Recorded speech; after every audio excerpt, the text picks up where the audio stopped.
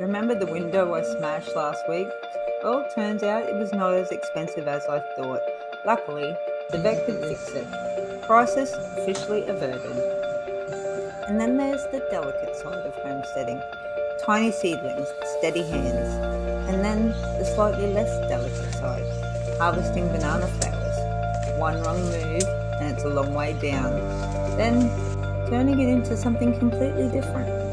Wrapped, marinated, and dinner starts coming together.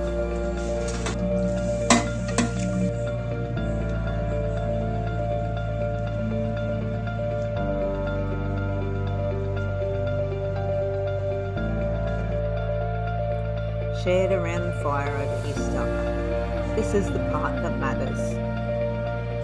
And of course, the less glamorous jobs. Fix what breaks, grow what you can, and enjoy it